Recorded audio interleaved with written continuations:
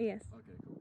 So hey guys, welcome back to the channel. It has been a while since I posted, but I picked up this Audi S3 back in July of this year, and I've had a fair few problems with it, and I just want to give you guys a breakdown of what the issues were and how to fix them. What are you doing? Sorry. But so basically, I'm going to be talking about the exterior today, and then in later videos I'll talk about the mechanical stuff and the interior and all that stuff. Hopefully this will help you guys out when you're buying your A3, S3 or RS3. So to start off with, when I picked up the car, I noticed that this bit of the DRL wasn't working, but this bit was. So I spoke to the guy when I was picking the car up, and quote for quote, he said, because it doesn't fail MOT, we don't bother fixing it. Now, to me, I'm paying nearly 30 grand for this car, and that's a bit cheap, to be fair. So I had a bit of a chat with him, and he said what you can do is as soon as you buy the car, put it through warranty, and they'll fix it on the warranty for free.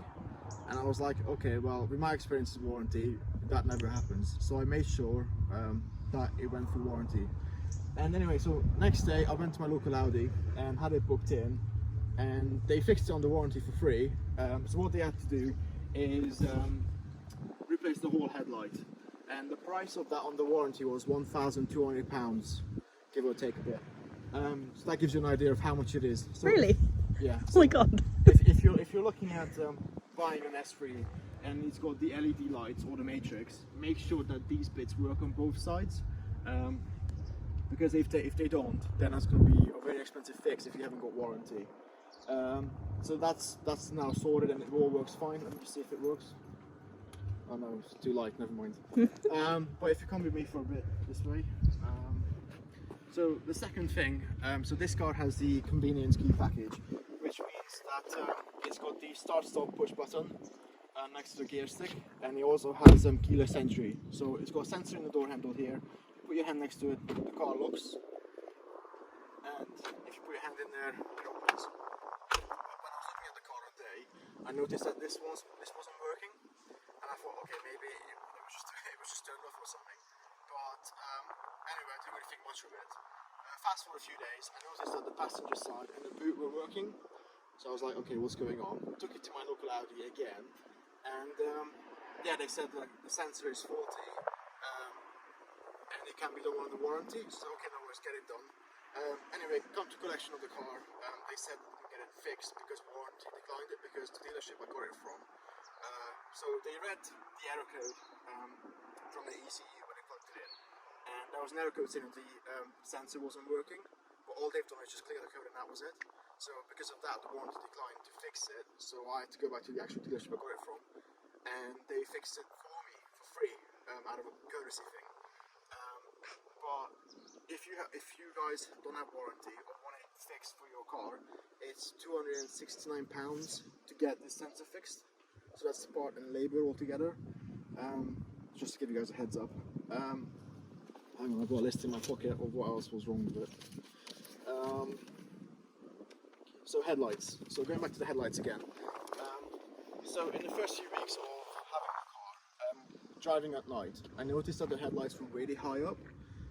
And I've had people flash their hazards, headlights, swear at me, put the finger up, and I'm like, what's going on? And obviously, this isn't my first car, I've had a few cars before, and the headlights on this just seem really bright.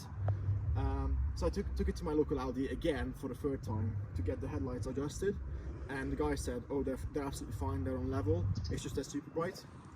Now, for me to find that out cost me £90. That's what it costs to get it adjusted.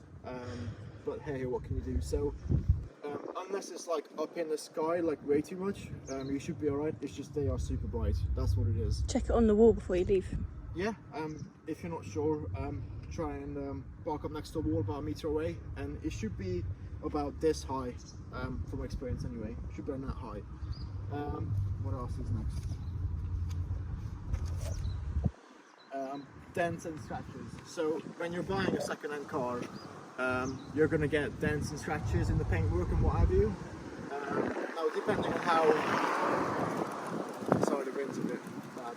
Depending on how bad the scratches are, dents, the dealership most of the time turn around and say to you, they're going to give you a whole speech about why we can't do this and that, but basically it's all about them saving money and making money off the car, selling it to you. So to give you an example, my sister's got an S3 as well, and when we went to look at her S3, on the side skirt, on this side, the underside was scratched from there to the very end. It wasn't the underside though, was it? Well, it was this bit. The bottom bit, yeah. Yeah, so the underside, on the side skirt. So Audi fixed that for free, but other small dents and whatever they didn't fix because it wasn't worth for them to fix it. So that's another thing as well to look out for. Make sure that the paintwork is in good condition, because that also gives you an idea of how the car was used and the life it had. I mean, this car is a 2017 and it's 76,000 miles, so it's very high mileage for the year. But the paintwork is actually in very good condition, so I'm pretty pleased about that. But if you want to follow me here, so my partner's S3 Megan is filming right now. Her S3 has like this bit detached and it's broken off. I actually spoke to a technician at my local Audi, and he said that they're easy to get off, but it's about £100 a piece for the chrome bits, depending on which bits you get. So obviously this will be a bit cheaper than that bit. But yeah, if you guys see any loose bits of chrome coming away from the window surround, then speak to dealership before buying it and make sure that it's fixed. Again, I'm not sure if warranty will cover that. Probably not. It's kind of wear and tear in it. I don't know, it's not, to be fair. They'd class it as that. So the chrome, lens, headlights, yeah. So just want to come back here with me.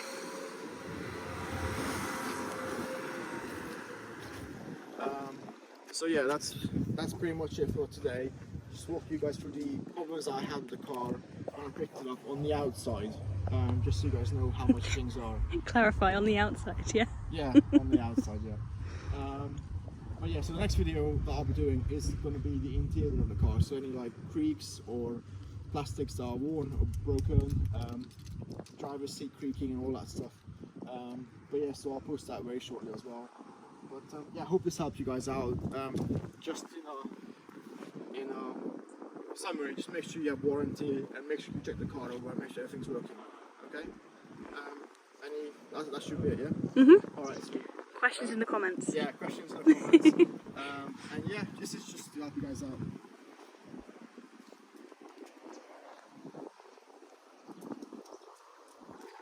That's it by now. Yes. Bye guys.